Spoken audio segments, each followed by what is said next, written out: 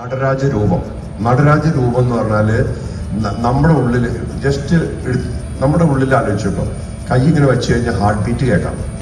Movement ആണത്, അല്ലേ? അത് ഒരു മൂവ്മെന്റ് ഉണ്ട്, സൈലൻസും ഉണ്ട്. ഹാർട്ട് ബീറ്റ് ചെയ്യാൻ നോക്കിയില്ല. അതേപോലെ നമ്മൾ ശ്വാസം വലിക്കുമ്പോൾ ഈ ഉള്ളിലേക്ക് എടുക്കുന്ന ഇൻഹലേഷൻ, എക്സലേഷൻ ഉണ്ട്. അതിൻ്റെ ഇടയ്ക്ക് ഒരു ഗ്യാപ്പും ഉണ്ട്. ഇതാണ് സന്യാസിമാര് ഗേറ്റ് വേ ടു ഹെവൻ എന്ന് പറയുന്നത്. അതായത് സ്വർഗത്തിലേക്കുള്ള പടിവാതിൽ എന്ന് പറയുന്നത് ആ ഗ്യാപ്പാണ്.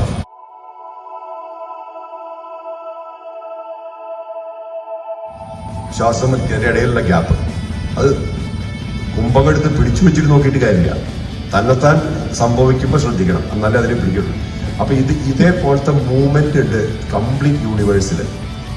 എന്തൊക്കെ നമ്മുടെ ഈ യൂണിവേഴ്സിൽ ഈ ലോകത്തുള്ള മൂവ്മെന്റ് ഉണ്ടോ അതിൻ്റെ ഒക്കെ ബാക്കിൽ അതിൻ്റെ ഒക്കെ റിഫ്ലക്ഷൻ നമ്മുടെ ഉള്ളിലുണ്ട്. അപ്പോൾ എന്തെന്നാണ് മൂവ്മെന്റ് എന്നുള്ളത് നോക്കിക്കഴിഞ്ഞാൽ ശിവന്റെ താണ്ഡവം കാണാൻ പറ്റും. താണ്ഡവം എന്നല്ല, താണ്ഡവം ഡിസ്ട്രക്റ്റീവ് ലെവലല്ല, എക്സ്റ്റസി എന്നുള്ള എടുത്താണ്. ക്രിയേഷന്റെ ഒരു, നമുക്ക് എന്ത് ക്രിയേഷനും ഒരു എക്സ്റ്റസി ഉണ്ട്. ഒരു പുതിയ കാര്യം, ഇപ്പൊ നമ്മൾ പൂജ, ഇപ്പൊ ഇവിടെ മണിയേട്ടന് അഭിഷേകം ചെയ്യും, ഒരു ഇഫക്റ്റ് ഉണ്ടായിരുന്നില്ല അവിടെ അഭിഷേകമൊക്കെ ചെയ്യുമ്പോൾ? അത് എങ്ങനെ ഉണ്ടായി? അത് മന്ത്രങ്ങളും അതിൻ്റെ ആക്ടിവിറ്റിയും ആ ഒരു സങ്കല്പവും എല്ലാം കൂടെ കൂടിച്ചേരുമ്പോൾ ഇഫക്റ്റ് ഉണ്ടാവുന്നുണ്ട്. ഇത് മൂവ്മെന്റ് അല്ലേ? വേറൊരു കാര്യം ആലോചിച്ച് നോക്കും. ഇപ്പൊ നമ്മളിവിടെ ഇരിക്കുന്നുണ്ട്, ഇവിടുന്ന് കുറച്ച് കഴിഞ്ഞാൽ എനിക്കുമല്ലോ. എനിക്കുന്നതിന് മുന്നേ തന്നെ നമ്മുടെ എനർജി മൂവ്മെന്റ്സ് അതിന് അലൈനാവും. കാരണം നമുക്ക് ഓൾറെഡി അറിയാം കുറച്ച് കഴിഞ്ഞാൽ ഇവിടുന്ന് എനിക്കണം എന്ന്. ആ എനിക്കുന്നതിന് മുന്നിലുള്ള മൂവ്മെന്റ് ഉണ്ടല്ലോ, ആ മൂവ്മെന്റ് നമ്മളെ സപ്പോർട്ട് ചെയ്യും അടുത്ത സ്റ്റെപ്പിലേക്ക് മൂവ്മെന്റ്. അതേപോലെ ഒരു സ്ഥലത്ത് ഇരിക്കുന്നതിന് മുന്നേ, അപ്പൊ ഈ എനർജി പ്ലെയിനിൽ ഈ മൂവ്മെന്റ്സ് കണ്ടിന്യൂസ് നടക്കുന്നുണ്ട്. അതെപ്പോഴാണ് അറിയാൻ പറ്റുകയെന്നറിയാമോ? നമ്മൾ സ്റ്റില്ലായിട്ട് ഇരിക്കുമ്പോഴാണ്. നിശ്ചലമായിട്ടിരിക്കുക, സ്പൈൻ നട്ടലിൽ നിവർത്തിയിട്ട്, അതേ സമയത്ത് നമ്മുടെ ഒരു കാര്യത്തിലും ബന്ധപ്പെടാതെ നിൽക്കുക. നമ്മുടെ ആത്മാവ് നിൽക്കണ പോലെ ശ്വാസോച്ഛ്വാസത്തിലും ചിന്തകളിലും ഒന്നും ബന്ധപ്പെടാതെ നിങ്ങൾ നോക്കുമോ, അപ്പൊ നമുക്ക് ഈ മൂവ്മെന്റ് മുഴുവൻ കാണാൻ ചുറ്റുപാടില്. കാറ്റ് അതൊരു ഡാൻസ് പോലെ. അപ്പൊ ശിവതാണ്ഡവം എന്ന് പറഞ്ഞാല് ഈ ക്രിയേഷന്റെ ഒരു എക്സ്റ്റസി നിർത്താൻ മതി. അതായത് എന്തൊക്കെ നമ്മൾ ഉണ്ടാക്കുന്നോ അതിന്റെ മുന്നിൽ ഉണ്ടാകുന്ന ഒരു മൂവ്മെന്റ് ആണത്. അത് ശിവന് അതിന്റെ ആവശ്യമില്ല, ശിവൻ അവനവനെ അറിയാൻ ആവശ്യമില്ല. പക്ഷെ ഒരു കഥയിലുണ്ട്, മുരുകൻ ഓങ്കാരത്തിന്റെ പൊരുള് അച്ഛന് പറഞ്ഞു കൊടുത്തു എന്ന്. കാരണം അതിപ്പോ നമുക്ക് വെയിങ് മെഷീൻ വെയിറ്റ് പറഞ്ഞു തരുന്ന പോലെയാണ്. നമുക്ക് എത്ര വെയിറ്റ് ഉണ്ട് നമുക്കറിയോ?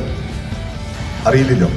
പക്ഷെ വെയിങ് സ്കെയിലിൽ നിൽക്കുമ്പോൾ അറിയാൻ പറ്റുമോ? നമുക്ക് 50 കിലോ ഉണ്ട്, 60 കിലോ ഉണ്ട്, 80 കിലോ ഉണ്ട്. അതേപോലെ തന്നെ നമ്മളെന്താണെന്ന് നമുക്ക് അറിയാൻ പറ്റില്ല, അല്ലെങ്കിൽ നമ്മുടെ വെയിറ്റ് നമുക്ക് അറിയാൻ പറ്റില്ല. അപ്പൊ ശിവൻ എന്നുള്ള അവസ്ഥയിൽ ഓങ്കാരം എന്താണെന്ന് അറിയേണ്ട കാര്യമില്ല, കാരണം അതന്നെയാണ് ഉള്ളിൽ, അല്ലെങ്കിൽ അത് തന്നെയാണ് പുറത്ത്. അപ്പൊ പറഞ്ഞു കൊടുക്കുകയാണ്, ദിസ് ഈസ് യു, നിങ്ങളാണിത് എന്ന് പറയുകയാണ്. അപ്പോൾ അത് ചിലപ്പോൾ പുറത്തുനിന്ന് റിമൈൻഡർ വേണ്ടി വരും. ഹനുമാൻജിക്ക് അത് സംഭവിച്ചിട്ടുണ്ട്. അദ്ദേഹം ഇന്ത്യയുടെ അറ്റത്തെത്തിയിട്ട് സീത ശ്രീലങ്കയിലാന്ന് പറഞ്ഞപ്പോൾ എന്നാൽ എനിക്ക് പറ്റില്ല എന്ന് പറഞ്ഞു. പിന്നെ ജാംബവാനും അവരിവരൊക്കെ പറഞ്ഞു കൊടുത്തു, ഈ സാധാരണ മനുഷ്യനല്ല, നീ ഹനുമാനാണ്. അങ്ങനെ പറഞ്ഞു കൊടുക്കേണ്ടി വരുന്നുണ്ട്. ചില സമയത്ത് മറ്റുള്ളവർ പറഞ്ഞു തരുമ്പോഴാണ് നമ്മൾ ആരാന്ന് നമുക്ക് അറിയാൻ പറ്റുക. നോക്കിയിട്ടുണ്ട്, ശ്രീരാമൻ ഫുൾ ജീവിതം ജീവിച്ചു സാധാരണ വ്യക്തിയുടെ ഒരു സ്വഭാവത്തിൽ. കാട്ടിലൂടെ അലഞ്ഞു നടന്നു, അല്ലേ? മറ്റുള്ളവരുടെ ഹെൽപ്പ് കൊണ്ടാണ് സീതയെ പോലും കണ്ടുപിടിക്കാൻ പോയത്. അതേസമയം ഹനുമാൻ അവനവൻ രാമനോട് കൂടെ നിന്ന് കഴിഞ്ഞപ്പോഴാണ് അഷ്ടസിദ്ധി നവനിധിയൊക്കെ വന്നത്. അത് ഫുള്ള് യൂസ് ചെയ്തു, ഒരു പ്രശ്നമില്ല. പിന്നെ ശ്രീരാമൻ അങ്ങനെ അവനവന്റെ പവർ യൂസ് ചെയ്യുന്നത് വളരെ കുറവാണ്. അവതാരങ്ങൾ അങ്ങനെ യൂസ് ചെയ്യില്ല പവർ. പക്ഷെ മറ്റുള്ളവർ അവർ അവതാരങ്ങളായിട്ട് കണക്ട് ചെയ്യുമ്പോൾ അവർക്ക് ശക്തി കൂടും, അങ്ങനെ വരും. അപ്പൊ അതേപോലെ ശിവന് അവനവൻ്റെതൊന്നും യൂസ് ചെയ്യേണ്ട കാര്യമില്ല. അവനവന്റെ പ്രസൻസ് എന്നുള്ള വാത് ഓർത്താൽ മതി. ആ പ്രസൻസിൽ എല്ലാ എലിമെന്റ്സും ഡാൻസ് ചെയ്യും. ഫോർ എക്സാമ്പിൾ, നമ്മുടെ ഉള്ളിൽ ആത്മാവിന്റെ പ്രസൻസ് ഉണ്ട്. ആത്മാവിനെ നമുക്ക് തൊടാൻ പറ്റില്ലല്ലോ, കാണാനും പറ്റില്ല, ഫീൽ ചെയ്യാനും പറ്റില്ല. പക്ഷെ ആത്മാവിന്റെ പ്രസൻസ് ഉള്ളതുകൊണ്ട് നമുക്ക് ജീവനുണ്ട്. ജീവൻ ഒരു പ്രസൻസാണ്. അതേപോലെ തന്നെ ഈ ജീവചൈതന്യത്തിന്റെ പ്രസൻസ് ഇവിടെ ഉണ്ടല്ലോ. അതുകൊണ്ടാണ് ഈ സർവ്വചരാചരങ്ങളും ഇവിടെ സംഭവിക്കുന്നത്, അവർ ജീവിക്കുന്നതും ഇവല്യൂഷനോടെ പോകുന്നതൊക്കെ. സൂര്യൻ പ്രസൻസ് ആണ്. സൂര്യൻ രാവിലെ എനിക്ക് തീരുമാനിക്കുകയല്ല, ഞാൻ കുറച്ച് വെളിച്ചം കൊടുക്കാം, കുറച്ച് ലൈറ്റ് കൊടുക്കാമെന്നൊന്നും വിചാരിക്കുന്നില്ല. സൂര്യന്റെ പ്രസൻസ് ലൈറ്റാണ്, ചൂടാണ്, അത് തന്നെ കിട്ടും. അങ്ങനെ പ്രസൻസ് എന്നുള്ള ലെവലിൽ ആലോചിച്ച് നോക്കണം. ഒന്ന്. രണ്ടാമത്തെ കാര്യം, എല്ലാത്തിനും ഒരു സെൽഫ് ക്രിയേഷൻ മോഡ് ഉണ്ട്. അതായത് സെൽഫ് ക്രിയേഷൻ മോഡ് അറിയണമെങ്കിൽ ചെറിയ കുട്ടിയിൽ നിന്ന് ഒരു വലിയ വ്യക്തിയായി മാറുന്നത് നോക്കിയാൽ മതി. ആ കുട്ടി തീരുമാനിക്കുന്നില്ല ഞാൻ നാളെ എൻ്റെ വലുതാവുന്നു. തന്നെത്താൻ ഇവോൾവ് ചെയ്യുന്നുണ്ട്. ഈ സെൽഫ് ക്രിയേഷൻ, സെൽഫ് ഇവല്യൂഷൻ എന്നുള്ളത്. അങ്ങനെയാണ് ഈ കംപ്ലീറ്റ് കൽപ്പങ്ങളും യുഗങ്ങളും ഒക്കെ വന്നു ചേരുന്നത്. സെൽഫ് ഇവോൾവിംഗ് ആണ്. ഇത് ഒരു ദൈവവും തീരുമാനിക്കുകയല്ല നാളെ മുതൽ എങ്ങനെ ആവണമെന്ന്. അപ്പൊ ലാർജർ ലെവലിൽ ചിന്തിക്കുമ്പോൾ ഒരു ലെവലിലും ആരുടെയും മാനിപ്പുലേഷൻ കാണില്ല.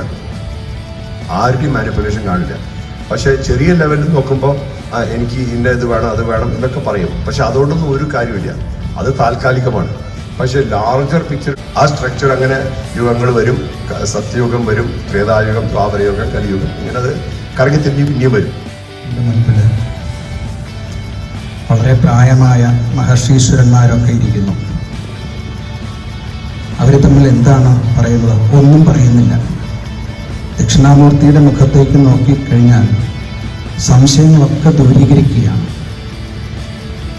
അപ്പോൾ ഞാനിവിടെ പറഞ്ഞത്, വാക്കുകളെ കൊണ്ട് ചോദിച്ച് തിരിച്ചുത്തരം കിട്ടി മാത്രം നമുക്ക് നമ്മുടെ സംശയങ്ങൾ തീരണം എന്നില്ല. മഹത്തുക്കളായിട്ടുള്ള ഋഷീശ്വരന്മാരെ, ശ്രീ മോഹൻജി പോലുള്ള മഹത്യക്തികളെയും ഒക്കെ കണ്ടുകൊണ്ടിരിക്കുക, കാണുക, അറിയുക. ഇതൊക്കെ നിന്ന് മാത്രം നമ്മുടെ പല സംശയങ്ങളും ദൂരീകരിക്കും എന്നാണ് മനസ്സിലാക്കിയിട്ടുള്ളത്. ആ ദക്ഷിണാമൂർത്തി സങ്കല്പത്തിൽ തന്നെ നമുക്ക് ശിവതത്വം പറഞ്ഞു തന്ന എൻ്റെ പ്രിയപ്പെട്ട മോഹനെ, പ്രായം കൊണ്ട് എന്നേക്കാൾ ചെറുതായതുകൊണ്ടാണ് ഞാനിങ്ങനെ പറയുന്നത്. ഞാൻ അദ്ദേഹത്തെ എല്ലാവിധ നന്ദിയും അറിയിക്കുന്നു. സൂര്യകാലടി മനയിൽ വന്നതിനും ഈ ശൈവം എന്ന ഈ സങ്കല്പം എനിക്ക് പൂർണ്ണമാക്കി തന്നതിനും വളരെ വളരെ നന്ദി പ്രകാശിപ്പിക്കുന്നു. നിങ്ങൾക്ക് ഓരോരുത്തർക്കും വേണ്ടിയിട്ട് അദ്ദേഹത്തെ ശ്രീ മഹാഗണപതി അനുഗ്രഹിക്കട്ടെ. നമസ്കാരം.